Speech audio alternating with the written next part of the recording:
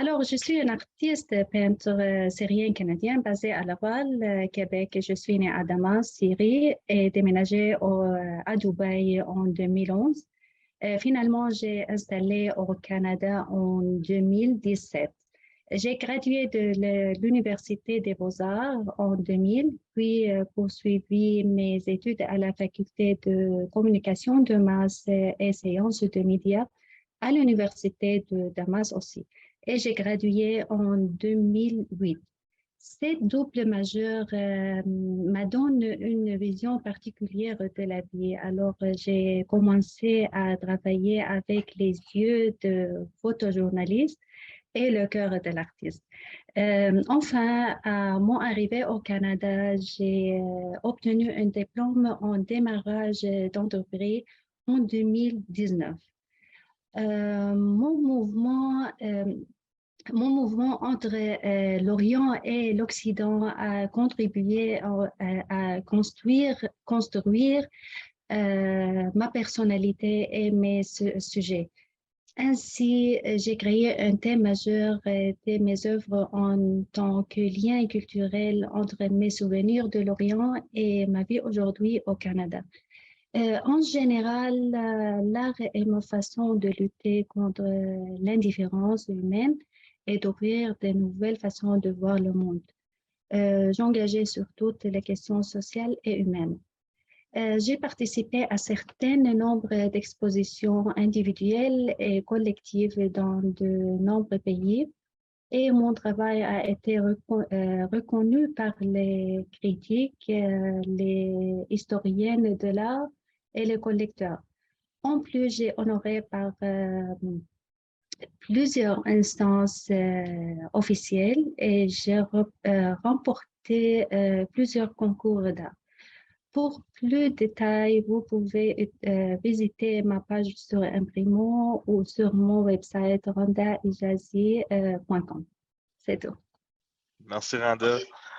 David, un peu plus sur David. David est un peintre canadien d'origine française. Il est aujourd'hui en France. Merci beaucoup d'être avec nous. Je sais qu'il est quand même assez tard pour toi, David. David s'est installé au Québec, ça fait plus de 20 ans. En 1999, il s'est installé au Québec pour consacrer à une peinture numérique. J'espère qu'on va en entendre parler aujourd'hui. J'en ai entendu parler un peu, j'en ai vu des pièces. Cette peinture est composée de 1024 tableaux qui a pris plus que 7 ans de travail. Ça fait depuis plusieurs années que David s'implique dans le milieu des arts au Québec. Puis aujourd'hui, comme Claire l'a mentionné précédemment, David est le président du conseil d'administration du RAV. So, David, la parole est à toi. Conte-nous un peu plus de ton histoire avant qu'on commence avec notre période de questions. Bonsoir, très heureux de vous avoir tous et je remercie Claire, Randa et JD de cette situation où on va pouvoir discuter ensemble. Mon parcours, donc je suis né à Paris, j'ai fait des études à l'école Boulle, qui est une école de design et d'ébénisterie d'art. Donc j'ai travaillé dans ce domaine-là. Ensuite, je me suis consacré depuis une cinquantaine d'années à la peinture. J'ai exposé à travers le monde et, comme disait JD, ma démarche, à un moment donné, m'a tourné vers le Canada. Pourquoi vers le Canada et surtout le Québec? C'est que j'ai beaucoup voyagé à travers le monde et je me suis rendu compte à un moment donné, dans un de mes voyages, que le Québec avait une avance extraordinaire dans le numérique. Donc, j'avais un projet qui était, comme a dit JD, de réaliser une œuvre. Donc, j'ai déménagé et je me suis installé au Canada. Là, j'ai réalisé pendant plus de 7 ans une œuvre de 1024 tableaux. Donc, c'est un petit peu mon travail. Il va être très simple. Je suis quelqu'un qui, en fin de compte, ne passe pas vraiment de message. Je suis plutôt un peintre de rêve. C'est que je souhaite que les gens, quand ils ont une de mes œuvres, voyagent à travers. Je suis aussi quelqu'un qui, pendant plusieurs années, a travaillé sur les matières. En Europe, j'ai été pendant plus de 25 ans un grand spécialiste de la laque. Excusez-moi, il y a une mouche qui m'embête là. Qui est un spécialiste de la laque. Et quand je me suis rendu compte, techniquement parlant, quand j'ai commencé une œuvre numérique, remettez ça il y a 25 ans, je me suis rendu compte qu'à un moment donné, que le numérique pouvait être une ouverture extraordinaire. Donc, j'ai décidé de déménager et d'aller à Montréal. Donc voilà mon parcours. J'ai exposé dans le monde entier. J'ai eu beaucoup de prix aussi. Mais le but principal, c'est de pouvoir vivre de mon œuvre, de mon travail et de rêver et d'être comme un enfant. C'est tout. Ben, merci bien, David. Avec ça, on va commencer notre première question avec toi, David. Lorsqu'on explorait des différentes plateformes d'art ou des différents outils qui sont disponibles aux artistes, nous avons remarqué qu'il y a beaucoup de marchés disponibles, mais il n'y a pas beaucoup de plateformes qui permettent de raconter l'histoire de l'inspiration derrière l'art ou même l'histoire de la carrière de l'artiste. Selon vous, c'est quoi l'importance de raconter l'histoire de l'artiste ou l'histoire derrière l'œuvre et lorsqu'on établit la valeur, plus spécifiquement la valeur d'une pièce d'œuvre, d'une pièce d'art? Ça, c'est quelque chose d'extraordinaire. Alors, je vais vous expliquer, bon, sans jouer les vieux, il y a 50 ans, quand on démarrait dans le domaine de l'art, on n'avait rien, en fin de compte. Et aujourd'hui, on a tout. Donc, c'est vrai, l'histoire d'une œuvre est ce qui est le plus important.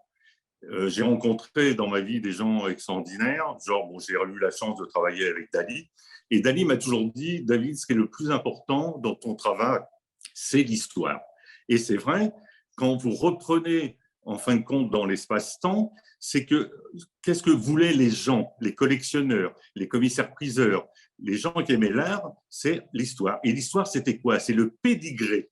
Ça veut dire d'où vient l'œuvre, qui a fait l'œuvre, où elle va et qu'est-ce qui se passe dans ce domaine. Et c'est vrai que j'ai découvert, avec Imprimo, par rapport aux autres sites, que Imprimo n'est pas là pour vendre quelque chose, mais plutôt de soutenir les artistes, de pouvoir, en fin de compte, dire aux gens, j'ai fait telle œuvre à telle époque, et là, voilà son parcours. Et c'est ce que souhaitent, en fin de compte, les collectionneurs. Parce qu'une œuvre, c'est comme un enfant. À un moment, il va naître chez vous, dans votre atelier, puis après, il va parcourir quelque chose.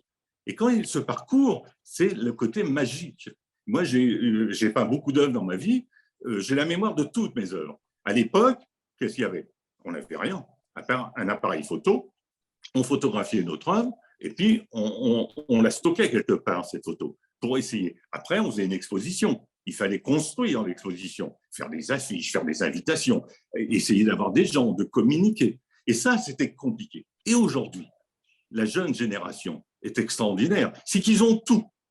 Et là, c'est ça qui fait qu'Imprimo vous donne la possibilité. Je ne fais pas de promotion pour Imprimo. Simplement, j'ai constaté, après tant d'années de travail, 50 ans quand même, que là, il y a des outils qui permettent que l'on n'avait pas dans le temps. Mais attention, cet outil ne dit pas que vous êtes forcément le plus grand, le plus extraordinaire. Non, non, vous êtes vous-même.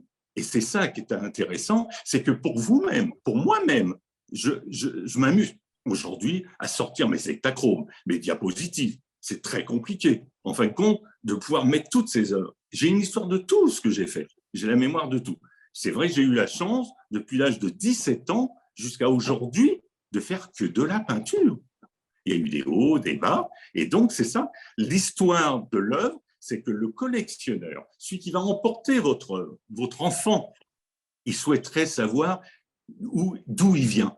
Et je peux vous le dire, quand vous vendez une œuvre aux enchères ou à un collectionneur, la première chose qu'il vous demande, alors, est-ce qu'il a été vendu avant? Qu'est-ce qui se passe? Où il a été exposé? Et c'est en fin de compte une des références qui est importante.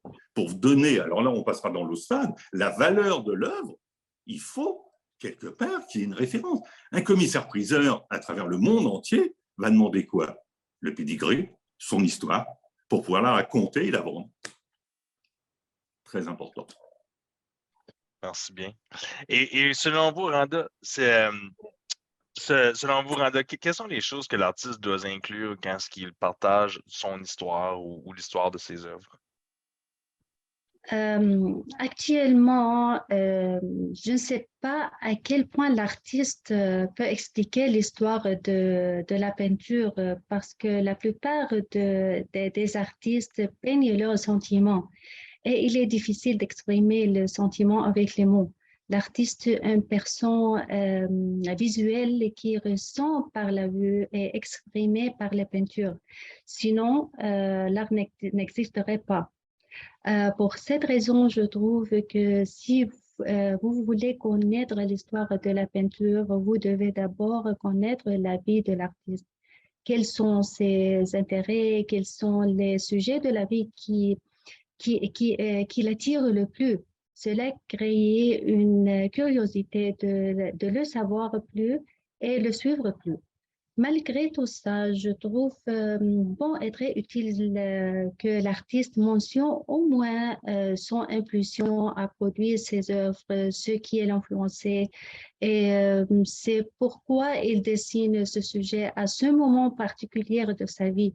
Cela affecte positivement l'artiste et le suiveur en même temps. Le résultat est que l'histoire de la vie de l'artiste est également importante, pas seulement l'histoire derrière ses peintures. Cela donne plus de valeur aux peintures. C'est tout, mais je voudrais proposer un avantage supplémentaire si vous me le permettez. Oui. Que le tableau vendu soit identifié par une feu rouge dans le coin de l'image. Et en entrant ce feu rouge, tu peux savoir quel est le sort de ce tableau vendu. Par exemple, dans quel pays il a été vendu, les personnes qui l'ont acheté, peut-être le prix de vente et l'information de la personne qui l'a acheté. Ainsi, aider le nouvel acheteur à communiquer avec le premier acheteur pour vendre l'œuvre. Et je pense que ce sera l'une des moyens proposés pour aider l'artiste à entrer sur le marché secondaire. Et en même temps, en ajoutant cet avantage, vous pouvez contribuer à écrire l'histoire future du tableau et de l'artiste aussi. Et auquel cas, l'histoire du tableau ne s'arrête pas sur un primo au stade de la vente. C'est tout. Et je ne sais pas si ça utilise ou non, mais seulement j'ai proposé, et bien sûr, vous avez votre vision. Oui, très bonne question.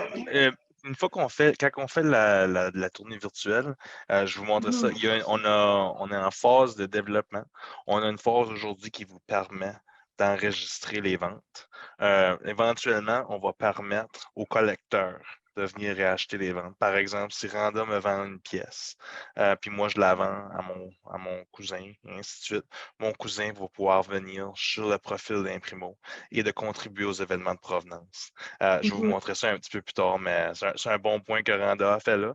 On est très conscient de ça. On travaille fort pour pouvoir contribuer le plus possible aux événements de provenance. On a touché un peu à la vente. Je sais que Randa, tu as déjà utilisé les certificats de création et les codes QR.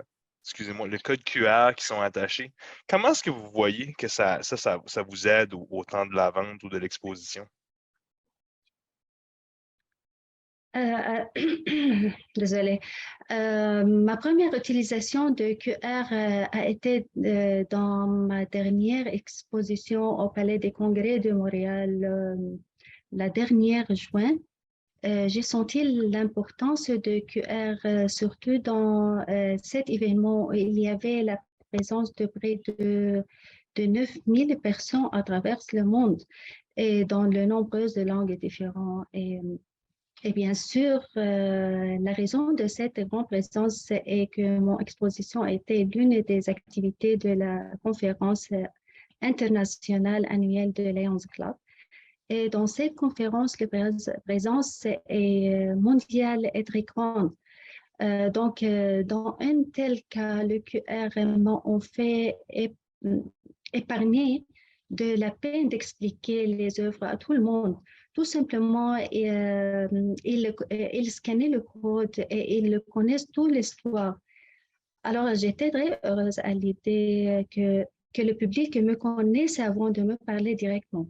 C'est le premier avantage de QR. L'autre avantage de QR se retrouve dans le processus le processus de la vente, ce qui distingue le certificat d'imprimant avec QR du traditionnel certificat de vente, c'est que le certificat de vente est la preuve de transfert de propriété de la peinture physique de l'artiste à l'acheteur.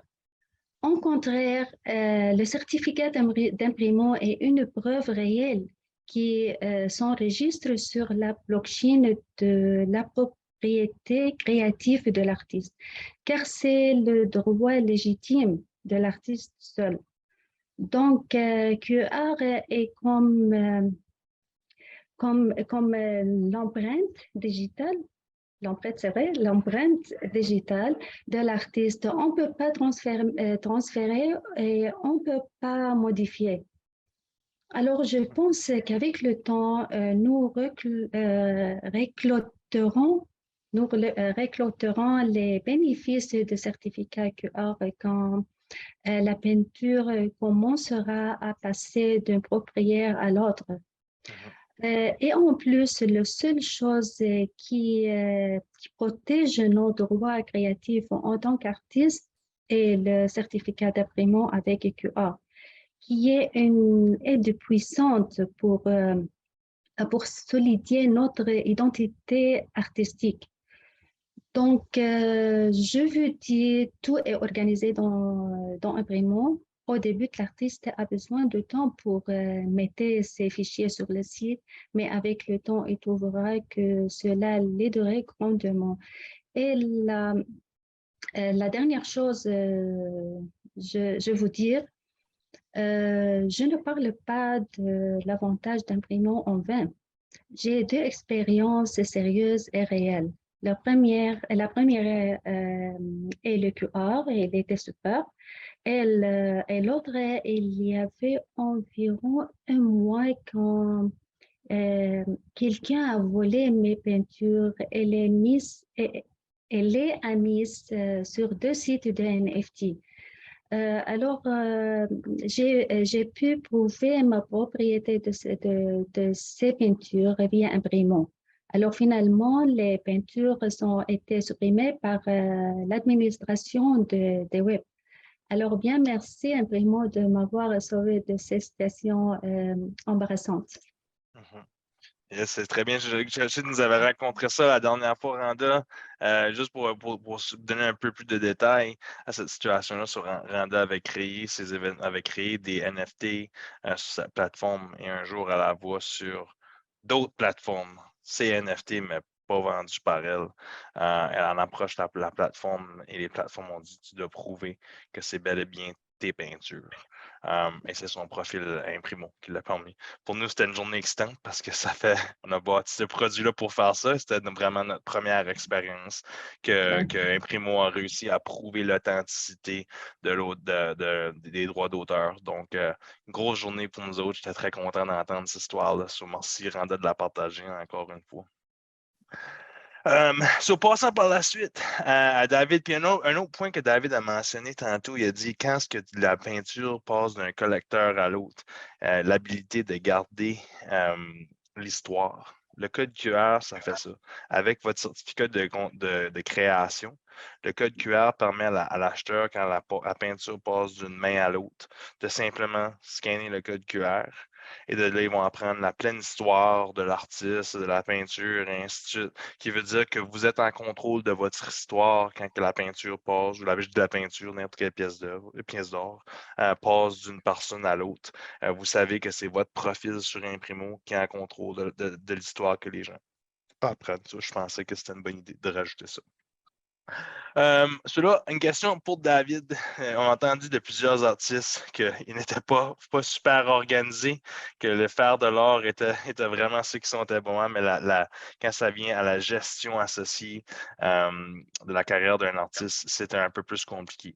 Vu que ça fait très longtemps que tu fais de l'art, David. Je suis certain que tu as eu plusieurs expériences, même avec 1024 tableaux dans une pièce. Je peux juste imaginer l'organisation associée à ça.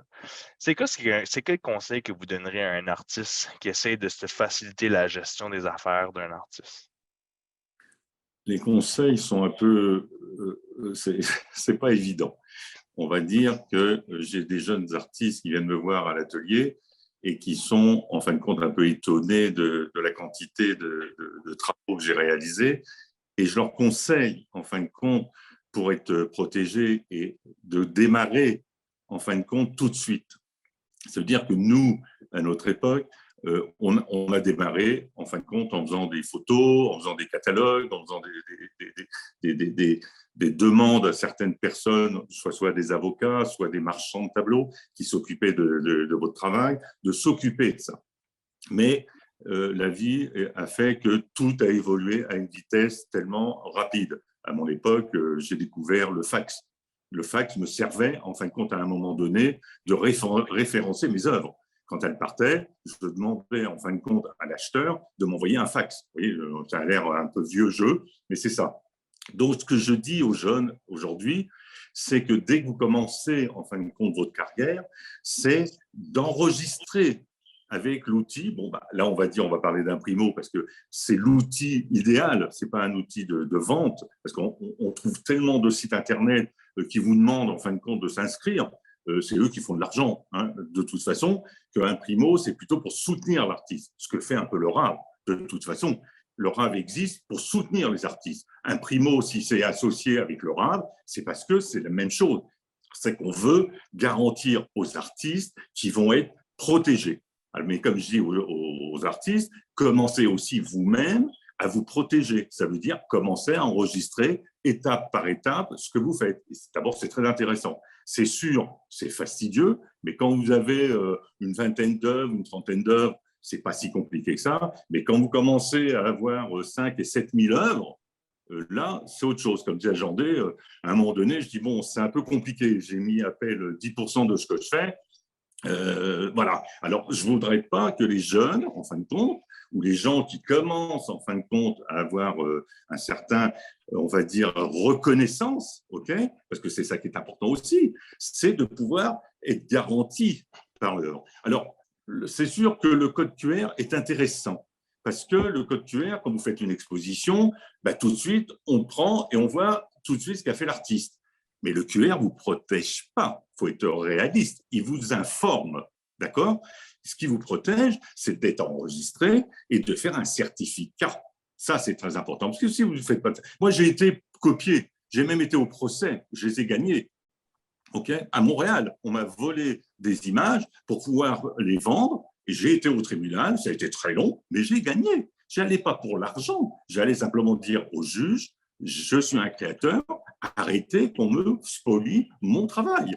Et c'est le monde actuel. Aujourd'hui, ce qui est très compliqué, c'est qu'il y a des gens qui ont beaucoup de talent, mais si vous regardez certaines de vos œuvres, surtout au niveau numérique, ben, ils ont piqué un peu à droite, à gauche, puis ils ont construit une œuvre, et puis on la vend. Ben, attendez, les éléments qu'ils ont pris, s'ils sont protégés, on va dire, ben, par Imprimo, eh ben, c'est parfait, parce qu'on va pouvoir dire que ce n'est pas votre œuvre. Elle a été conçue avec d'autres œuvres. Ça aussi, ça c'est important. Vous voyez ce que je veux dire?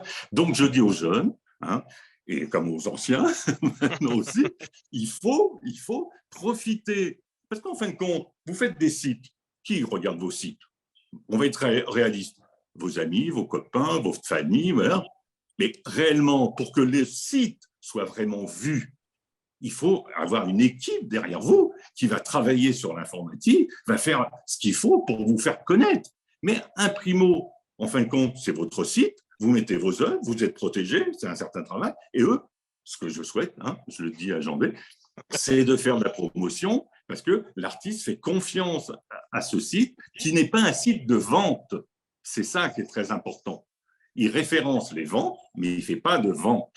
Et moi, tous les sites de vente, de toute façon, pour moi, si vous n'avez pas une équipe costaud derrière pour vendre vos œuvres, vous ne vendez rien. Okay? Donc, il faut vous protéger. Et c'est ce que fait le RAV depuis des années. Ils ont mis 30 ans pour avoir, en fin de compte, la loi sur les artistes. Okay? Ça, c'est très important. Ça, c'est un vrai combat qu'il y a eu. Et les artistes doivent se défendre. Alors, si on a un code QR, si on a tout cet ensemble, on va pouvoir y arriver. On va être respecté. Ça, c'est très important.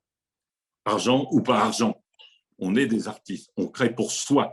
Et si les gens aiment votre œuvre, c'est ce qui est extraordinaire. Mais ils veulent votre histoire. Comme disait Randa, c'est vrai, il y a l'œuvre et l'artiste. Moi, les gens qui viennent, je raconte mon histoire. Ils repartent avec un tableau, ou ils ne repartent pas, mais ils racontent mon histoire après. C'est tout. Ils font ma promo. Merci bien, David. Et vous, Randa, c'est quoi les conseils que vous donnerez à un artiste dans la gestion des affaires? L'organisation, c'est le plus grand problème dans ma vie, personnellement. Ah oui. Et actuellement, cette question me rappelle de citations qui disent c'est de logique que nous n'utilisons pas la logique dans l'amour et l'art.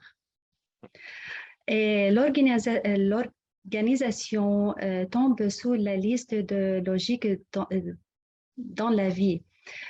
Donc, c'est difficile de trouver un artiste organisé et je suis l'une d'eux aussi, une artiste très désordonnée. Mais lorsque le nombre de mes peintures a augmenté et que le nombre de galeries avec lesquelles je travaille a augmenté aussi, j'ai réalisé l'importance d'organiser mon travail.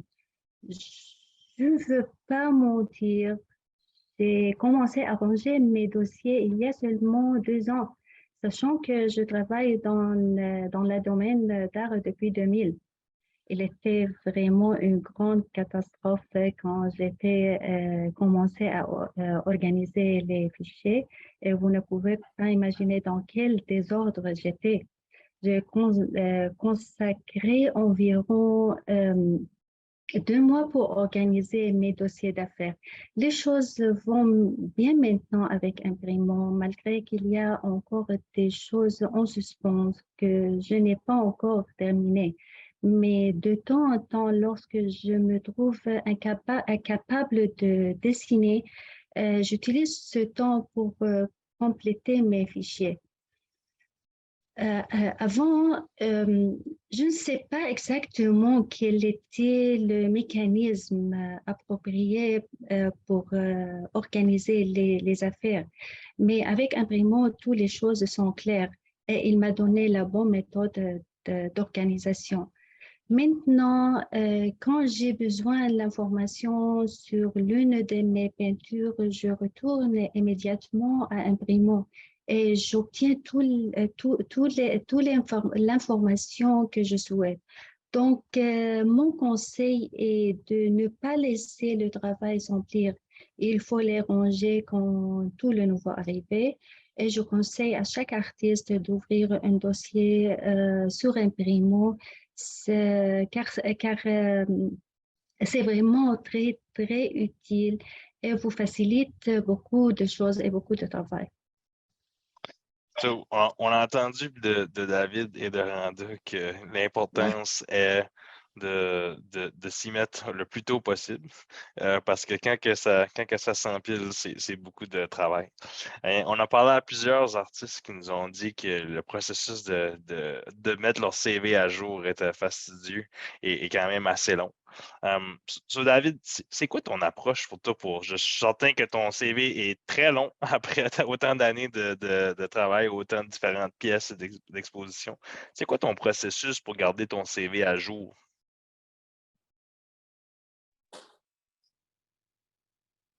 Oh, Marche plus. je pense qu'il est gelé. Est-ce que tu nous entends? Connexion? Non? Oui, maintenant? OK. As-tu entendu ma question? Non. Je te la repose. Donc, la question était le processus de tenir son CV à jour. On regarde ta carrière de plusieurs années, avec tes différentes expositions et ainsi de suite. Je suis sûr qu'il y a beaucoup, beaucoup d'événements et beaucoup de choses à mettre à jour. On a entendu de plusieurs artistes que ce processus-là est vraiment fastidieux et long et que ça consomme beaucoup de temps qu'ils aimeraient mieux investir à faire de l'art. Donc, c'est quoi ton processus que toi, tu as pour garder ton CV à jour? C'est assez compliqué. Aujourd'hui, pendant des années, un peu comme Randa, je ne m'en suis pas trop occupé. Je vais expliquer en fin de compte quelque chose que j'ai remarqué après tant d'années de travail, c'est qu'en fin de compte, un artiste, il est en 3 étapes. Ça veut dire la première étape, c'est de savoir si lui, personnellement, c'est vraiment sa destinée. Ça veut dire que, quelque part, au fond de lui, s'il ne crée pas, il est malade. C'est-à-dire que ça ne va pas. Il faut qu'il fasse. Et après, la seconde période, donc je ne vais pas la quantifier, mais il y a une seconde période très importante, c'est les gens qui sont autour de vous. Ça veut dire les gens qui vont vous soutenir, les gens qui vont vous aimer, les gens qui vont vous ouvrir certaines portes et les gens qui, en fin de compte, vont vous dire il faut structurer ton travail, il faut structurer ton domaine pour qu'on puisse avancer. Et ça, je m'en suis rendu compte à un moment donné que j'ai commencé à construire. Mais à l'époque où j'ai commencé à construire, on n'avait pas tous les outils d'aujourd'hui. C'était compliqué, en fin de compte. C'était, si on n'avait pas de marchands, si on n'avait pas d'agents, si on n'avait pas de distributeurs, c'était pas si simple, pas facile, en fin de compte. Et la troisième période, c'est si on avait bien construit tout ça, en fin de compte, ce qui était le plus important, c'était de démontrer que vous aviez du talent et que c'était ça que vous vouliez faire. Donc, le vrai travail commençait. Okay, donc, ça veut dire que si, en fin de compte, on arrive à construire aussi bien son travail et, en fin de compte, ses références, et tout ça, c'était pas simple. Donc, moi, aujourd'hui, c'est vrai que c'est compliqué parce que, bon, j'ai un acquis.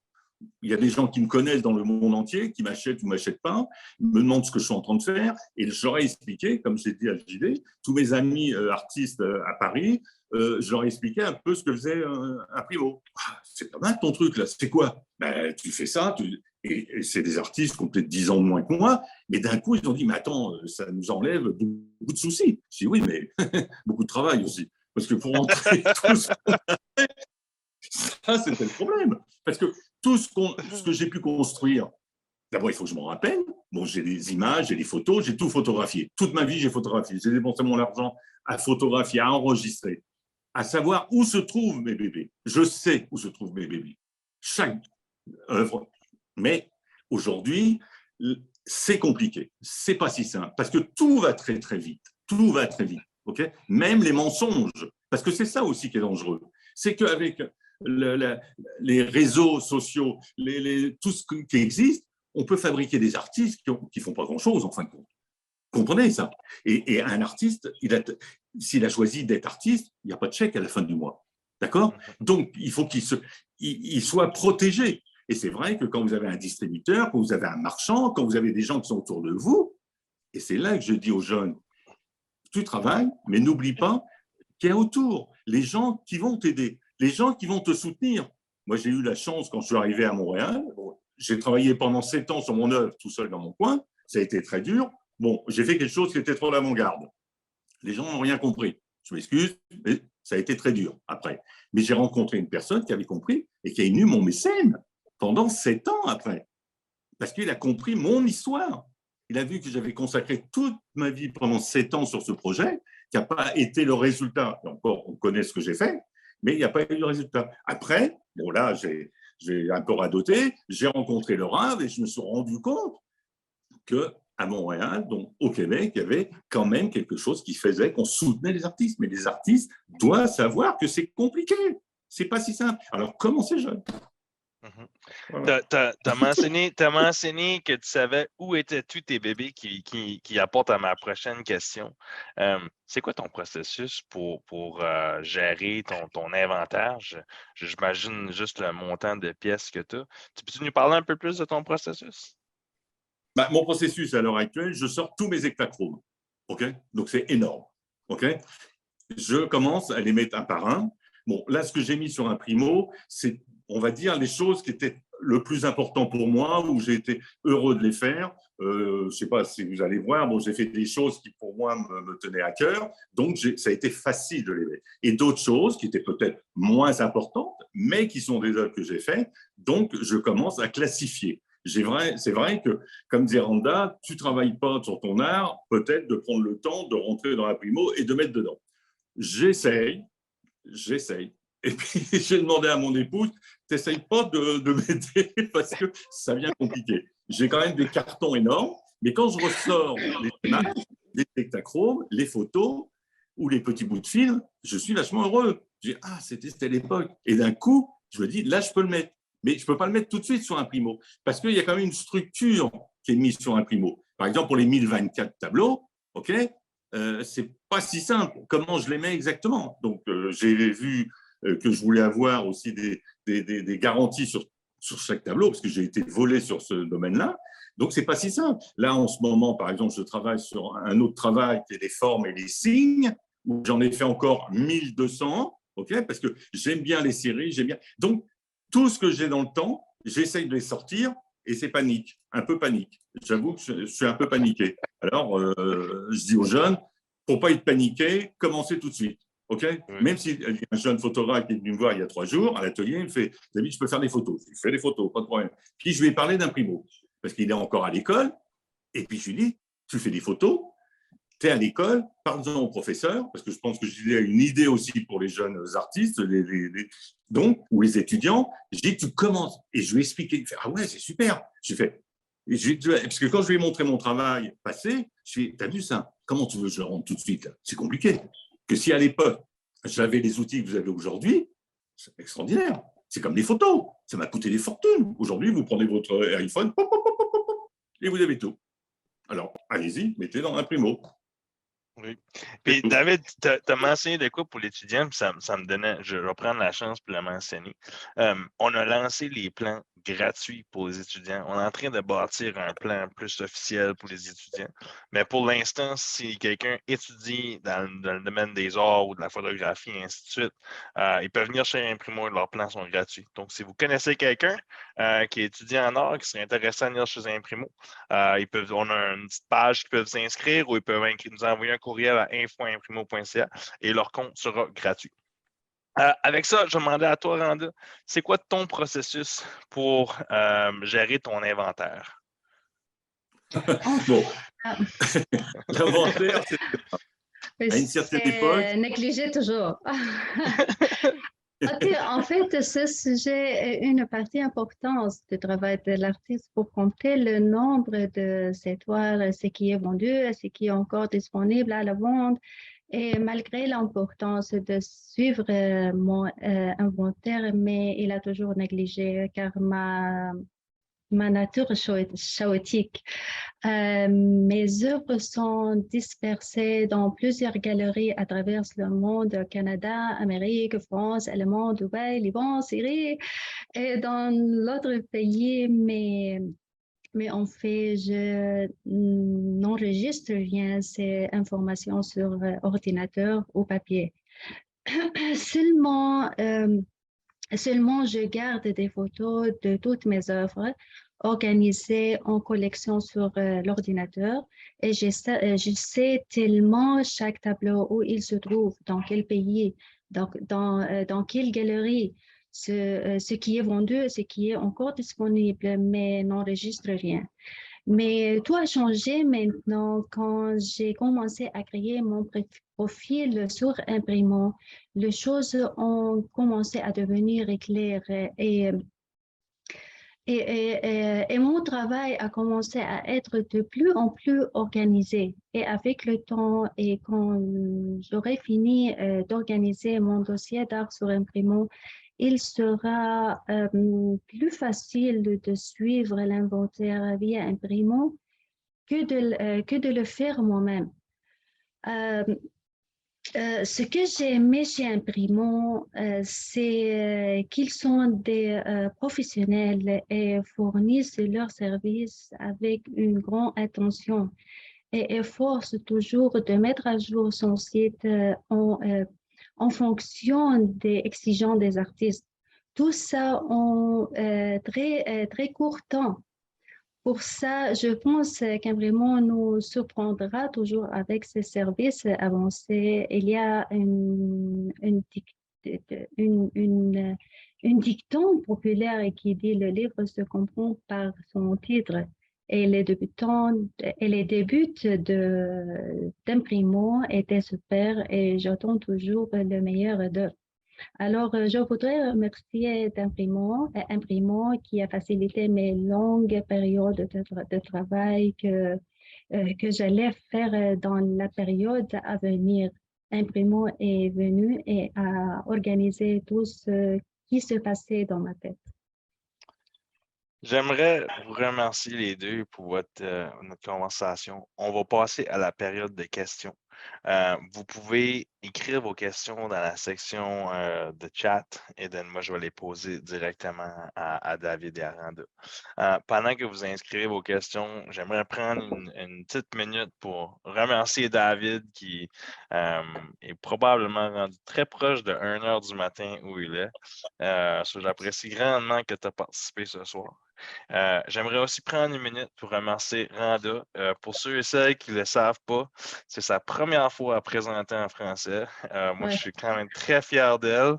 Moi, j'ai appris l'anglais en 2009, puis je peux vous dire que ça m'a pris très longtemps à ne pas être intimidé de faire un événement, que ce soit virtuel. Que ce soit virtuel ou que ça soit en vrai. J'apprécie grandement que tu as eu le courage aujourd'hui, tu es très courageuse, puis j'apprécie que tu as participé. Je suis désolée s'il y avait quelques fautes dans ma part, mais ma langue n'est pas très forte. Je vais essayer. J'ai essayé.